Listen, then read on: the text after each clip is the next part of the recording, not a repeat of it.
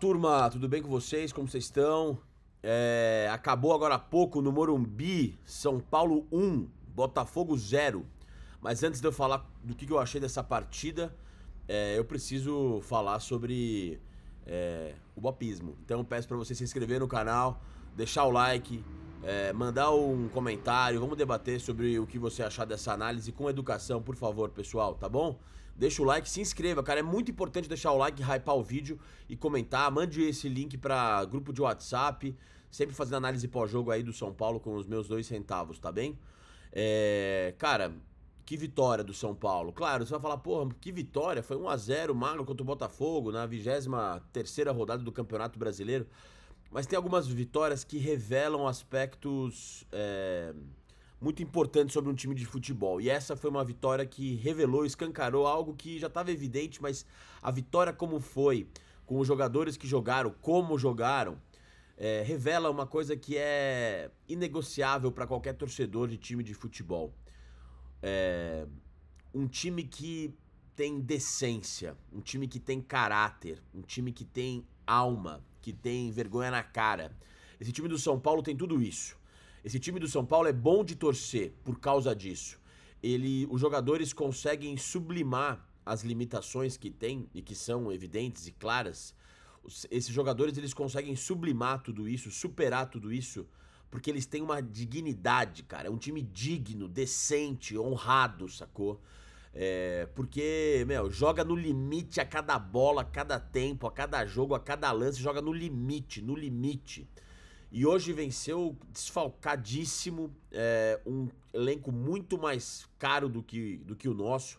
O Botafogo gastou quase 700 milhões de reais nesse ano investindo no futebol. Já vinha de temporadas investindo tubos e tubos. E o São Paulo na pindaíba pela gestão desastrosa de Júlio Casares, o pior presidente da história do São Paulo, com folga o pior presidente da história do São Paulo. Aliás, eu vou bater bastante no Júlio Casares aqui, vou criticar ele semanalmente, para que todo mundo acorde e veja quem é o grande problema do São Paulo. É o presidente do clube, que está dilapidando o São Paulo, e que, ao contrário de mim, de você, São Paulino e São Paulina, não gosta do São Paulo como a gente, tá longe de gostar.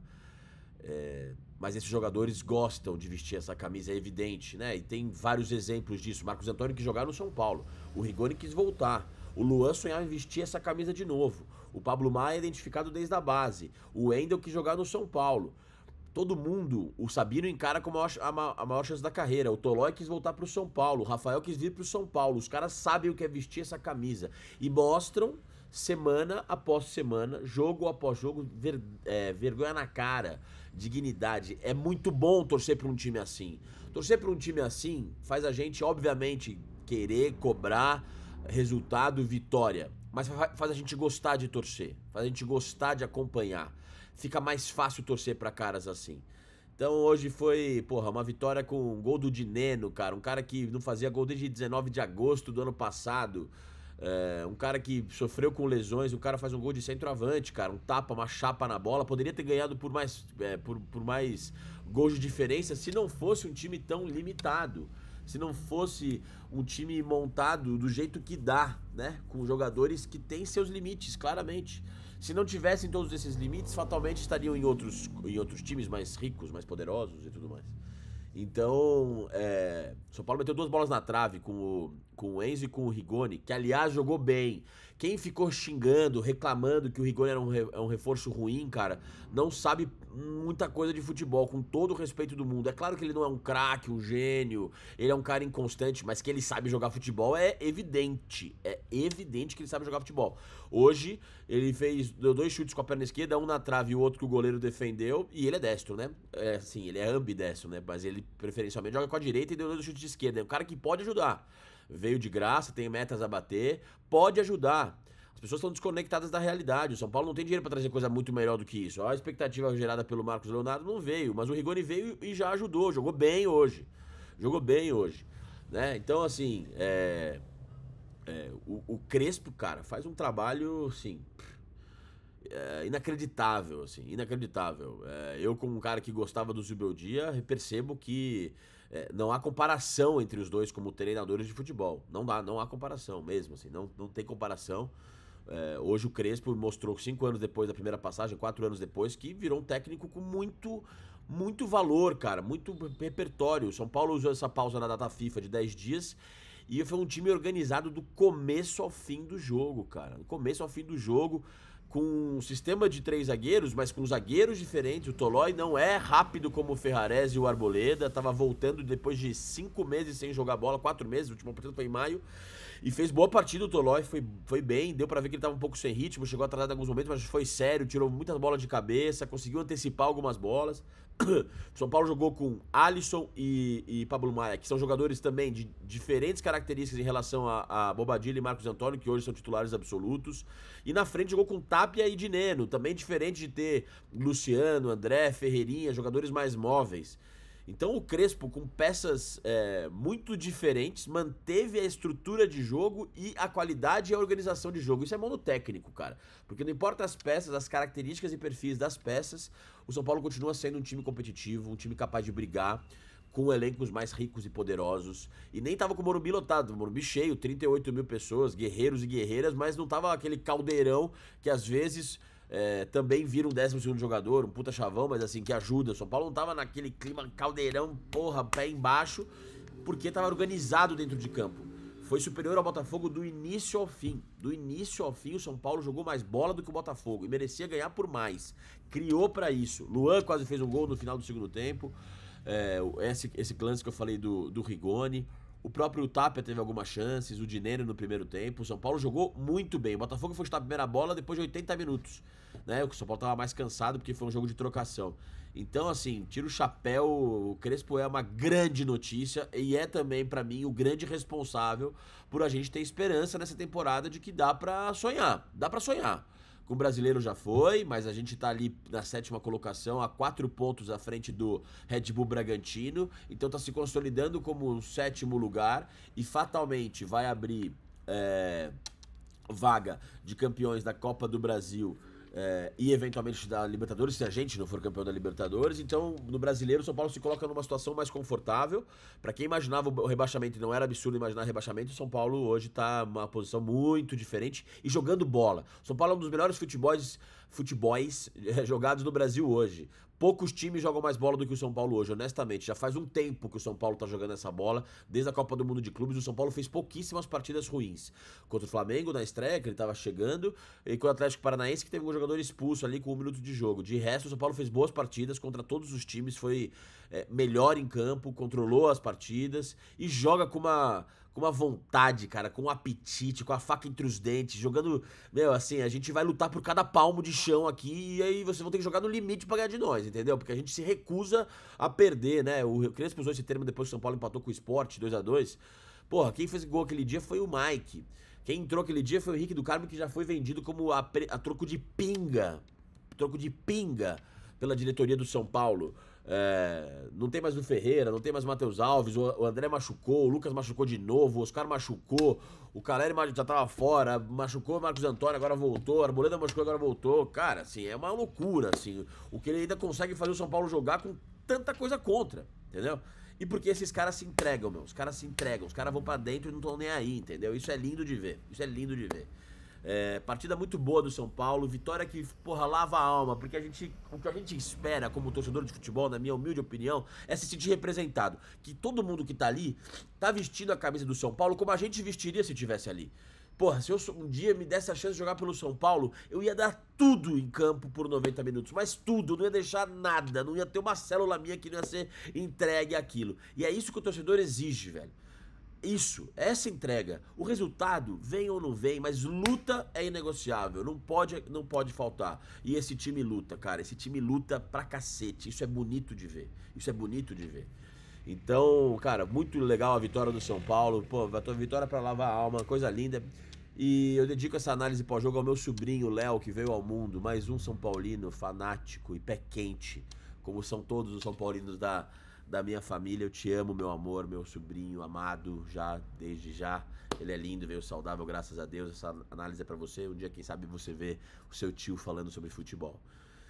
Vamos dar as notas dos jogadores, as opiniões que eu tive de cada um deles. Rafael foi bem, seguro, não foi exigido, mas quando foi, foi seguro, nota 7. Cedric fez bom jogo mais uma vez o Cedric. Tá melhor, tá sendo uma segurança ali do lado direito da zaga e se entendeu bem com o Tolói, conseguiu cobrir muitas vezes o Tolói. Foi bem o Cedric, gostei. 7,5. Tolói foi bem também, eu dou nota 7 pro Tolói. Alan Franco foi perfeito. Ganhou todas aquele Chris Ramos, todas. Jogou muito o Alan Franco, 8. Sabino jogou uma barbaridade, cara, impressionante. O Sabino, cara, quando ele faz o mais simples possível, ele é um cara que erra pouco, quando ele faz o simples, né? Quando ele tenta uma coisa mais sofisticada e tal, ele erra. Mas quando ele joga o simples, ele é muito eficiente, cara, e muito preciso. Então, 8,5 pro Sabino hoje, jogou uma partida bárbara, assim, foi incrível o que jogou. O Enzo Dias jogou muita bola também, um passe no pé do perfeito cruzamento do Dineno. E por conta disso, dá 9 pro Enzo. E quase fez um segundo gol e se dedica pra caralho, se mata em campo. 45 minutos irrepreensíveis do Enzo. Gostei muito do Pablo também, correu pra cacete. Mordeu o tempo inteiro, se dedicou. 8. Alisson, 8, jogou bem. Vinha atuando mal como meia, recuado ali como primeiro, segundo volante ali, alterna com o Pablo. Ele é muito bom jogador. Tranquilo, um jogador muito gritado pela torcida, deu pra ver pela televisão, muito, muito exaltado. É um cara que merece o nosso respeito, porque ele seja talvez o simbolismo disso tudo, um cara que se entrega demais e sublima as próprias limitações com essa entrega. 8 pro Alisson também. Gostei muito do Rodriguinho, cara, ele é um frescor de qualidade ali no meio de campo, né? Até errou mais do que o habitual hoje, mas gostei da partida dele, dou nota 7 pro Rodriguinho. O Dineno fez o gol, cara, dá uma nota 8 pro Dineno. Foi bem, cara, foi bem, ganhou algumas bolas, fez uns pivôs. Ele não é um primor de centroavante, mas, cara, guardou 3 pontos, gol de 3 pontos, 1-0, meu. 1-0, entendeu? Esse time de São Paulo também não pode se dar o luxo de perder tantas chances, porque, por ser limitado, não vai criar muitas. Vai criar 3, 4, tem que marcar. Tem que marcar, não dá pra ficar empilhando chance perdida, o caralho. E na primeira que teve, já mudou completamente a configuração do jogo, deu aquela chapada bom de bola, qualidade, recurso na finalização, sacou? Porra, assim, tapa simples de quem ali naquele métier ali de centroavante sabe o que faz. 8 pro Dineno. O Tapia, cara, é um cara curioso, deu pra ver na transmissão, achei até um pouco pesado demais as críticas ao Tapia durante a transmissão. Ele erra muito, muito, muito, porque ele é um jogador limitado. Isso dava pra saber desse primeiro toque na bola dele. Vendo os vídeos dele na Universidade Católica, dava pra ver que é um cara limitado. Mas ele se mata em campo, cara. Ele se mata em campo. O cara protege do jeito que dá. Ele faz umas coisas absurdas, tipo agora no final foi tentar ganhar o escanteio, chutou a bola no Rigoni e deu o lateral pro Botafogo. Ele erra passes, assim, aquela coisa de tomada de decisão, não do que fazer, mas como fazer, né? A execução dele é muito ruim, os passes são ruins. É pra dar um passe antes, ele dá depois. É pra dar um passe no ponto futuro, ele dá atrás. É pra dar no pé, ele dá no ponto futuro. Então ele tem erros técnicos muito claros e erra em uma profusão absurda, mas, cara, ele se mata em campo, bicho. Ele se mata e ele é útil, tá ligado? Ele é útil, ele consegue mastigar a saída de bola do time adversário, ele consegue segurar a bola e desafogar quando o time tá sendo pressionado. Então, assim, uma partida de muitas inconstâncias, mas ele não deixa de ser útil por causa disso. Eu dou nota 6,5 pro Tapia. Entraram Rigoni, gostei muito do Rigoni, cara. Puta, jogador vai ajudar, cara. O Rigoni é mais confiável do que o Ferreirinha, gente. O Rigoni é mais confiável do que o Ferreirinha. Tem mais recurso, sabe? Eu vejo uma ódio ao Ferreirinha, ele ajuda e tal, mas calma. O Rigoni é mais útil. E é bom de bola, cara. É bom de bola, sabe jogar bola, sabe jogar futebol. Tem fundamento, sabe dominar, sabe dar um passe, sabe inclinar o corpo, sabe bater. Sabe? Ele é um cara meio petiofrio, esse é o problema. Por isso que foi mal depois que o Crespo saiu, ele meio que largou. E aí parecia o Pato em campo, o Pato na pior fase, ele parecia um cara indolente, mas quando ele tá afim de jogo e aparece agora, ele tem que jogar bem pra renovar o contrato, ele vai ajudar. Hoje já ajudou. Então eu dou nota 7,5 pro Rigoni. Gostei dele.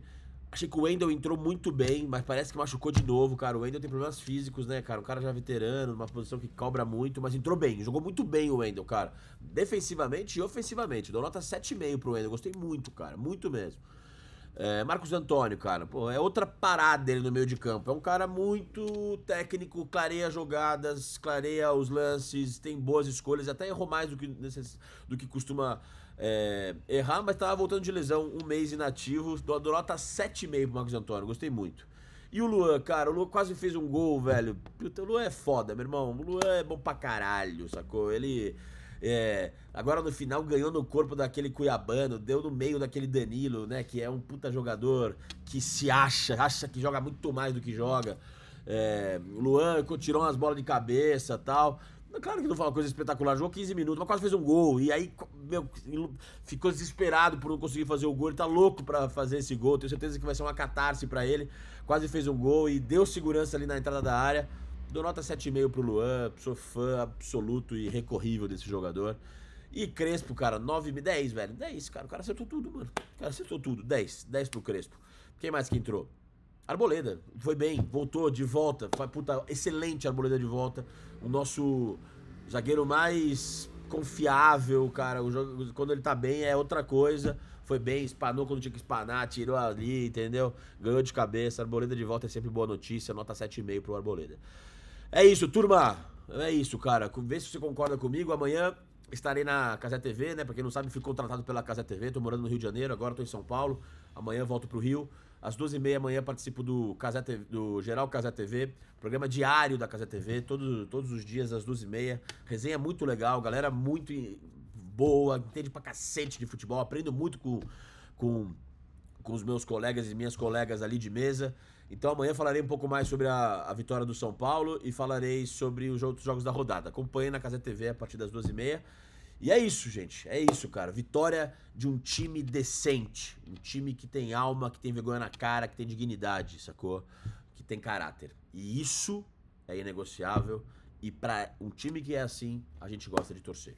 Tá bom? Valeu, turma. Boa semana pra todo mundo. Comente, deixa o like, hype o vídeo, manda o link pra geral. Um beijo.